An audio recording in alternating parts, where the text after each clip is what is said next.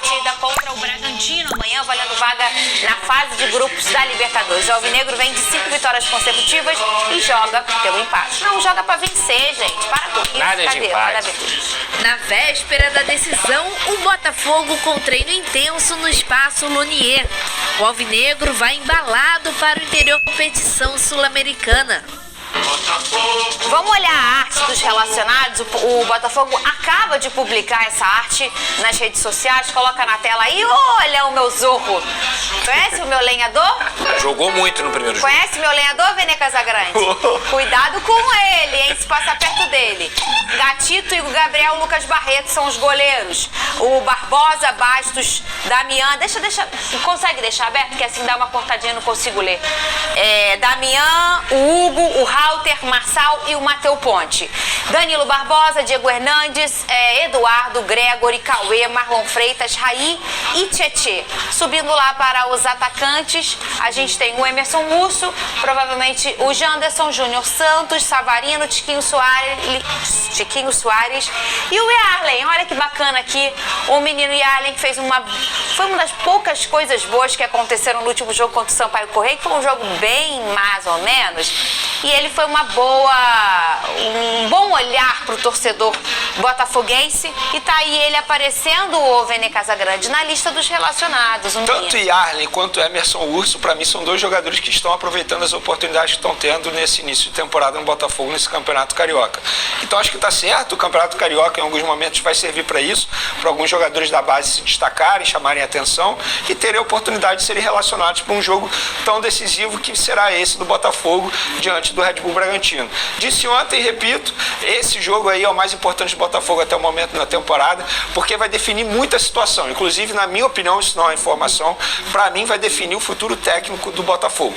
Porque se o Botafogo chegar à fase de grupos da Libertadores, o John Textor, que é o investidor, o que ele vai pensar? Vou investir pesado. Agora, se ficar na Sul-Americana, a receita é menor, logo o investimento é menor. Então, acho que esse jogo aí vai definir o futuro treinador alvinegro. Pedrosa, e como é o Botafogo, né? A gente olha aqui os atacantes, a gente tá olhando aqui os meio-campistas, tirando o Patrick de Paula, tá aí força máxima, né? O Gregory, que inclusive começou como opção do Fábio como titular.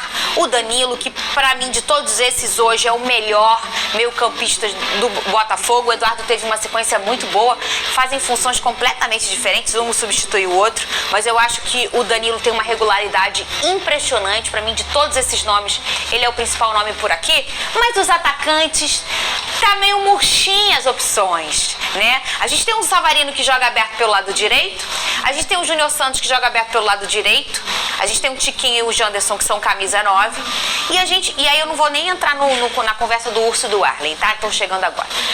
A gente não tem um cara experiente e que joga pelo lado esquerdo, aberto pelo lado esquerdo. O Jefinho se machucou, tá voltando aí, mas não para esse jogo. O Vitor Sá foi vendido. E aí a gente tem a maior contratação da história, que é o Luiz Henrique, voltando em breve, mas que também joga pelo lado direito. E como banca o Júnior Santos hoje? Não, esquece, gente. É mais fácil o John Textor ficar no banco do que o Júnior Santos. Não tem como. Essa discussão nem é que existe. O Júnior Santos não. Pelo amor de Deus, ele é o dono do clube hoje em dia. Então, assim, ele tem que continuar com o Savarino do lado esquerdo. Não, isso vai acontecer. Que não foi mal. Com certeza. Não foi mal. Ele é tão genial, o Savarino. Ele é muito bom, Ele consegue se encontrar até meio torto ali pelo lado esquerdo, né? E aí você vai ter a volta do Jefinho muito em breve, que é um cara, pra mim, que é o dono da posição quando ele estiver bem fisicamente. Agora, pra mim, a mudança que o Fábio Matias deve fazer, não vai me surpreender em nada, é se ele entrar com o Danilo e com o Marlon Freitas. E com o Eduardo. Esse trio de meio campo. Porque foi assim que o Botafogo teve as melhores chances no segundo tempo. Foi assim que o Botafogo conseguiu equilibrar o meio campo e teve um meio campo muito mais consistente contra o Red Bull Bragantino aqui no Newton Santos. E principalmente, o jogo é fora de casa. O Tietê é muito bom, mas o Marlon, ele marca melhor e tem uma bola aérea melhor do que a do Tietê. O Danilo, nesse momento, é melhor do que o Gregory. O Gregory é muito bom jogador, mas o Danilo tá mais adaptado. E você tem um meio campo mais consistente. Pra mim, não me espantaria se o Fábio Matias entrar entrar Danilo, Marlon e o Eduardo. A opção dele no último jogo foi Danilo, Tchê e Eduardo. Não, foi Gregory, Gregory, Tchê e Eduardo. E aí eu achei que não era a hora do Danilo não ser o camisa 5 hoje, né? Eu também concordo, eu comemorei muito quando o Gregory chegou, eu acho um jogador com muita qualidade, né? E a gente pensa numa temporada tão extensa como é a do campeonato do calendário brasileiro, e o Botafoguense vai ter que acostumar a ver bons jogadores sentados no banco, né? O que estava acostumado era só ter 11 e no sufoco. Vai começar a olhar pro banco e ver umas pessoas assim, gente, que esse cara tá sentado no banco? Porque é assim que funciona quando você tem um elenco. Mas eu acho que no momento o Danilo é essa opção da camisa 5. Inclusive o Danilo mostrou isso quando ele entrou no segundo tempo no jogo contra o Red Bull Bragantino. Acho que ali o Fábio Matias deve ter percebido que de fato a escolha dele deve ser o Danilo Barbosa. E para aqueles torcedores do Botafogo que estão imaginando um Botafogo mais defensivo, porque tem a vantagem do empate, pelo que eu conheço o Fábio Matias, essa não será a postura, muito pelo contrário. Será uma postura ofensiva, independentemente se tem a vantagem do empate ou não. Então acho que assim, para responder sua pergunta, Fernandinha, acho que o Fábio Matias começa com o Danilo. Não sei se ele vai deixar o Gregory no banco, ele pode entrar com os dois, não sei, talvez. Pouco provável, mas enfim. Não pode. É o Fábio Matias. Porque mas o Danilo é muito versátil.